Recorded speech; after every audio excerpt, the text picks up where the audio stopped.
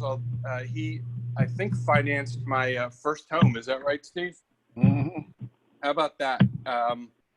And I've had the opportunity to hear Steve speak several times. I've read his book, Bass-Ackward Marketing, and I suggest you all do the same. He's a really fun speaker and just a great guy, and one of the mayors of Alpharetta. So, Steve Beecham. Yeah, you on? Yeah, welcome. All right, guys. So listening to that, I mean, I'm pretty impressed. I mean, those are kind of the stuff y'all all said you're doing for sales. That's pretty much what I've been talking to people about, is they're not getting all their lines in the water. They're not using Zoom. They're not using LinkedIn. And those things are amazingly not being used by thousands of salespeople. So Wednesday, I've got a thing with the whole state of Virginia for Edward Jones, and their whole prospecting theory is for you to go knock on doors, and so they're not doing that. So they feel like they're dead in the water. And so there's a couple of things that I have found during this time that have really helped me in my mortgage business and my speaking business. And the first thing that comes to mind is that we need to be more conscious about focusing on industries that are having a great time. In other words, when I'm doing mortgages, I always ask somebody, how are you doing? How's your business? How's your industry? And what I'm seeing is about at least 75 to 80% are saying we're having great or fantastic sales. So things are really, really good for us. There's 25% that's not. Like I talked to a guy yesterday or Friday, excuse me, that works for one of the hotel groups, right? So they're in dire straits, but he thinks his job's secure, blah, blah, blah. But as I'm out there marketing and trying to think about who do I need to call on to speak on, who are the industries that need me the most? And so are you focusing on creating a list of people to talk to that are highly successful right now? And I'm finding that a lot of people are not. They're still doing the same sort of thing. And what we need to do is kind of target market a little bit more. So I have a list that I call the top 100 that I'll tell you about in a minute. But I want to talk to you about this concept that I called R&D, for research and development. And one of the things that I do when I'm trying to find those industries is I go, a guy told me one time when I early in the mortgage business, I was slow, and I said, what do you do when you're slow? He said, well, this old guy told me, he said, whenever you're slow, just go to your Rolodex. He said, start calling the first person at the letter A. He said, you'll never get to G before you get another deal. And that has stuck with me my whole career. And it's so true that when I have a slow moment, I just start going through and start calling people, and I never get to G. I have to sometimes start at G to go to the next group of people, so I don't keep calling all the A's and all the B's. But when you're trying to find a company, use that strategy and do this research and development concept where you go on Google and you just start thinking about what's an industry that starts with A. Maybe that's attorneys, maybe that's accountants, maybe that's apples. I don't know. You just throw that in there and say, you know, attorneys Atlanta, or for me, I might say attorneys Alpharetta, and I see what pops up. And what continues to blow my mind is every time I do that with somebody that I'm coaching, is you think you know all the attorneys or that you need to know, or you know all the accountants that you need to know. And when you do that Google search and you start going to page 2 and 3 and 4, you start seeing people on there that you didn't even know existed in your community or in an area that you really want to maybe develop a relationship with. So start with that as research and development number one. Go to Google, and then go to B's and put in batteries, go to C's and put in CPA, go to D's and put in digital marketing, blah, blah, blah, and just go through that. And as you come up with those companies, write them down. Then the second thing is when you come up with that company, then push on that on their website and go to that company and start searching around to see if you can figure out who in that company it is that you need to talk to. So I was coaching this one Edward Jones guy down in Florida, and we're on Google at the same time, and we figured out that he didn't have any physicians in his practice because he lived in this little small town and there were no local doctors. And so I said, well, where do we find doctors? Where do you go if you need a doctor? He said, we all go to Jacksonville, Florida. So we go doctors, Jacksonville, Florida. And I said, well, what kind of doctors are your customers using? He said, well, I got old people. They're all getting new knees and new hips. And I said, so we need an orthopedic surgeon. He's like, yeah. So we go in and we tighten that search up, and we go in there and we do orthopedic surgeon, Jacksonville, Florida. And 3 or 4 practices show up. And I said, just pick one. So he picks this one, and we open it up. And then they have a little sidebar there where we can put in knees and hips. That narrowed the list down from 20 orthopedic guys down to 3 or 4 in the practice that specialized in knees and hips. Then we hit that guy, and this guy opens up, and then there's a bio about Dr. Smith, where he went to college, where he went to medical school, that he works in the Boy Scouts, that he's a deacon at his church, that he plays golf, so-and-so. And it's got all this stuff about him. And this guy's reading this bio, and he goes, oh my gosh, he's a deacon at so-and-so church. I said, why is that cool? He said, because the pastor of that church is a customer of mine. And I said, cha-ching, that's your introduction to get to this doctor. And so that's what R&D does for you. I do it a lot on Sunday afternoons. I'll come out here and I'll just play around with it. And I'm trying to find new people for me to meet. And one of the best ways to do that is through this research and development. Then once I find this person, I find Dr. Smith, then I become an FBI agent.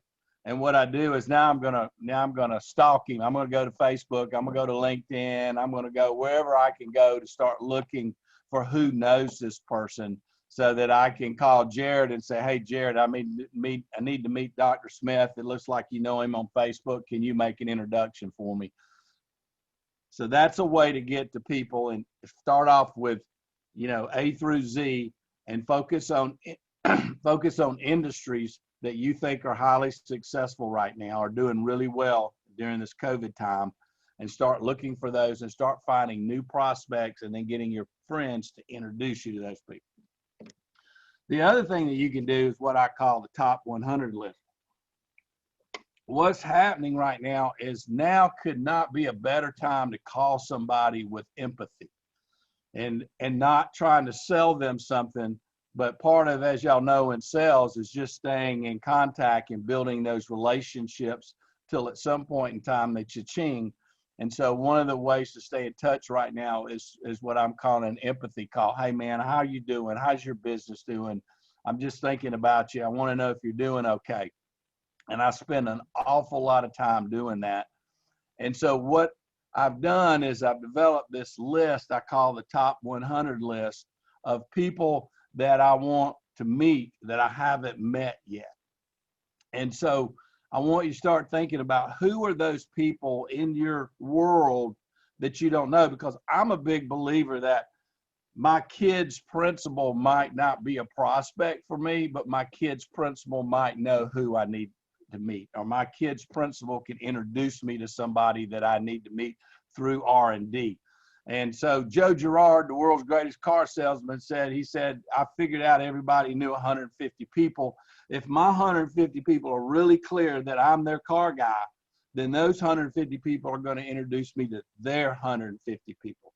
So this top 100 list is about developing a list to take you outside of your normal sales cycle. The normal for me, like in the mortgage business, is calling on real estate agents, but there are other people that I can meet that can send me mortgages. Every one of you could send me a mortgage, right?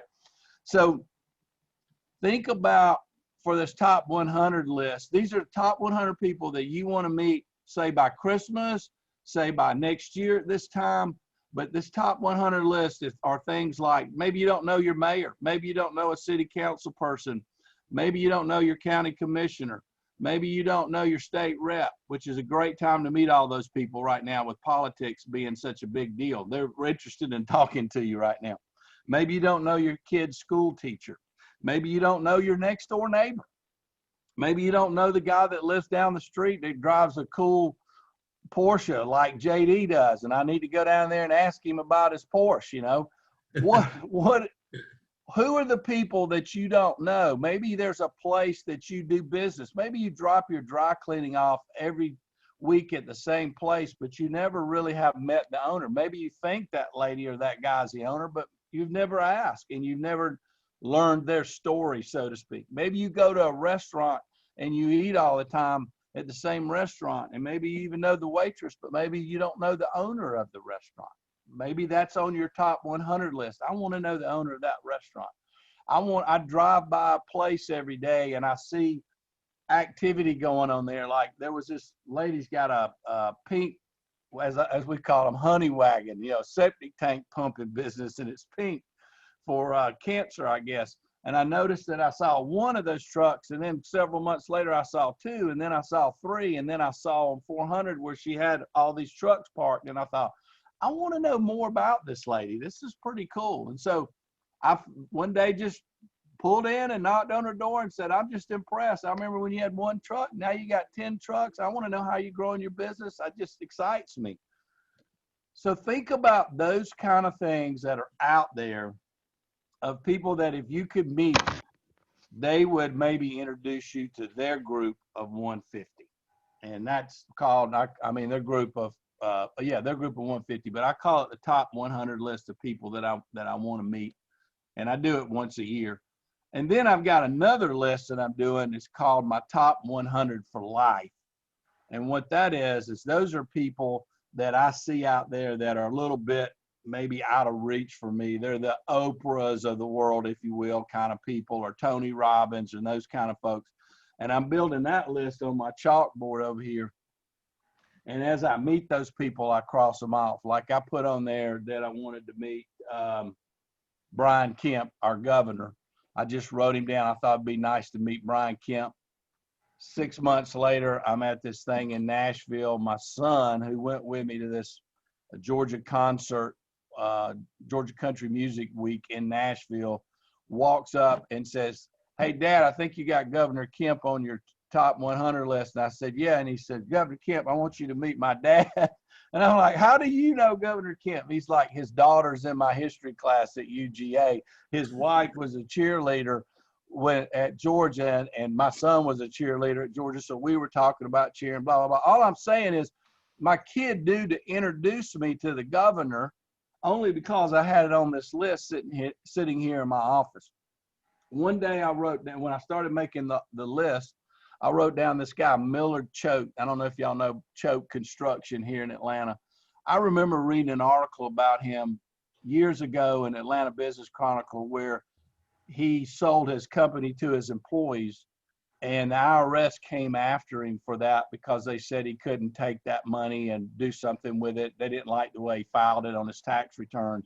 And I remember reading him saying, I'm going after the IRS because I think I'm right and they're wrong. And I just kept thinking, man, that guy's got big kahunas if he's going to fight the IRS. And he did, and he fought the IRS, and he beat them, and he won the case. And that always impressed me. And I remember that from years ago, and he was one of the first people I wrote on my list. I wrote it down. I made that list on Thursday night. On Friday morning, I go across the street to Rotary, and our speaker is Millard Choate. I went, oh, my God, I can't believe it. So after he spoke, I went up to him, and I said, Millard, I said, you don't know me, but you're on my list, the top 100 people I want to meet for life. And he goes, really? And I go, he says, tell me about that list. And I said, you're just somebody that I've been real impressed with, blah, blah, blah. I told him the story. And he's like, man, that's awesome. I love to hear that. Well, he wanted to talk to me for, a few minutes because that made him feel good, right? So give yourself a stretch list of people that you would really like to meet and put that prominently somewhere in your office so that when other people come in, because that happens to me all the time. I had a guy came in here the other day. He was a quarterback at Clemson in the 80s. He saw that I had Dabo Swinney up here on my list. He called Dabo while he was here because he knows Dabo, but he got his voicemail, and he's like, I'm going to get him in touch with you. So that may be cool. I might get to talk to Dabo simply because I put him on the list and somebody saw him. So Great. Do some R&D, top 100, and then top 100 for life. Next thing is buzz. So I wrote a book.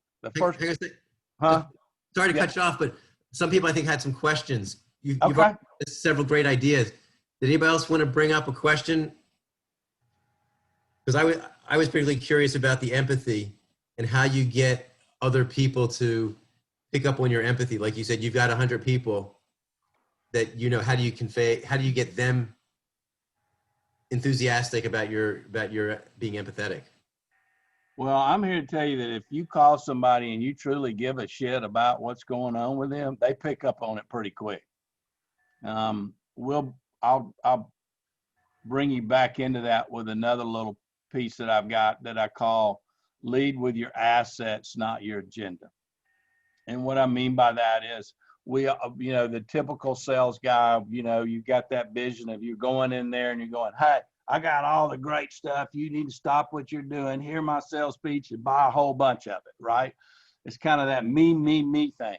And so what I do is I try to switch that around and I try to go in and I say, hey, my name's Steve. I want to know about you. I want to know about your business. I've got some assets that may help you. And those assets are, I do a couple of 100 loans a year. I've got 5,000 people on my Facebook. I know a lot of people. I collect people for a living, and there may be somebody that I know that you really need to meet, and I would love to help you by introducing you to those people. So if you change your focus from being a salesperson to a helper, then there's nobody that's ever going to tell you no. And that's the cool part, because what's this, reason why we don't do more sales is the fear of rejection, right? So if I take that out of the concept, I'm not going to get rejected because I'm not going to ask you for anything. I'm just going to go in and figure out how I can help you with something. And my theory is if I help enough people get to where they want to go, some of those will reciprocate and help me, but I don't know which ones. So I just help. And when my business gets slow, I turbocharge my helping. I just help more. I just try to help as many people as I can, and those people reciprocate. And so nobody's ever saying, get out of my office, you're a piece of crap, I don't want what you're doing, because I never put them in that position. JD, would you vouch for everything that Steve just said? Because I've heard that Joe thinks so highly of Steve, but would you say the same thing about helping people?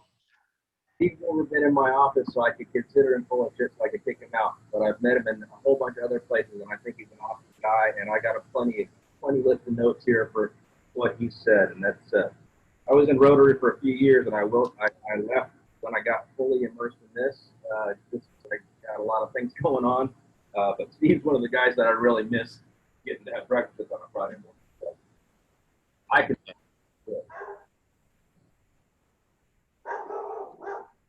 Sorry about that. Or Steve, anybody else have any questions for Steve? I just want to say thanks for joining us. I'm sorry I was late. I got held up on a client working on a contract, but I really wanted to hear you speak. And the 4 minutes that I caught was great. So great energy and inspiring and some good tips. Hang on one second. His dog. Guy like Steve makes me want to pick up the phone and start cold calling people or something. Well, actually, I Good was inspiration. Is the conversation that cold calling's dead and it's all about networking in an empathetic way? Well, I mean, cold calling is probably not the correct term, not one that Steve would use, but, start making some introductions and stuff, go outside the comfort zone, if you will. Coming with your assets, you've got assets, right? I had this buddy of mine that was doing marketing for sports marketing, and he's the one that brought that to my attention. He said people don't understand the amount of assets that they have. If you're a college and you're trying to market to Coca-Cola, or if you're Coca-Cola and you're trying to buy sponsorships in certain places, but all those groups have assets that they bring to the table over and above the actual transaction. And we don't think about all of these other assets that we have. We have the asset of the knowledge and the contacts within what we do professionally, but we also have the assets and the knowledge outside of that, right? So we have the people we went to college with that we can introduce somebody to, the people we went to high school with, the people that live in our neighborhood, the people in our Rotary Club, the people in this network group. You have all of those abilities to really enhance somebody else's position, and that's where I come from. So the back piece of that is that when you're meeting somebody, to learn how to be more of an interviewer and dive deeper into knowing as much about them as they will let you know about them, because I really want to get to a point with somebody that I'm clear in my mind what it is they do and who they're trying to meet when I lead that conversation. And then another thing that I teach is that take that information, and then in your phone, your phone's now a Google search, right? So go into your phone, and I may have Joe English in there, but I don't need to just put, Taylor in English. I don't need to just put attorney. What are the other things about Joe? What does he specialize in? I want to write all of that on the job description line, because if I'm at a party and somebody says, hey, I got an HR problem or something at work, and if I pull up Joe English and it says something about him being an HR attorney, then I've got a better chance of referring them to each other, because I put more information about him on his contact card. So think about when you meet somebody, how much more info you can put about them in there, because you want to be able to pull it back, because I want to give out as many referrals as I can. Because like I said, I want to help as many people as I can, because I realize that reciprocity is a big deal in life, and some of those people will reciprocate. Yeah, this is Joe. One of the things that that Steve has always said to me is, Joe, I want to be the guy that you call when you have a question about anything, or you want to meet somebody, or you don't know who to call. You call me, and I'll get you in touch with the person you need to talk to. I mean, imagine the power of that, of a network like that. Yeah. So I hope that helps. So let me give you two other quick things real quick. Buzz, which is my second book.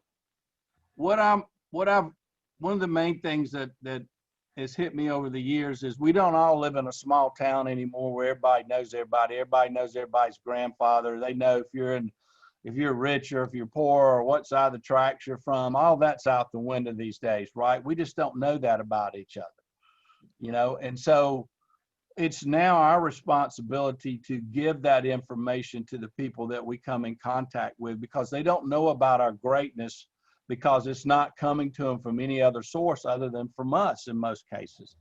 And so what you have to learn to do is not brag, but you have to learn to be able to drip into conversations your greatness in a non-braggadocious way.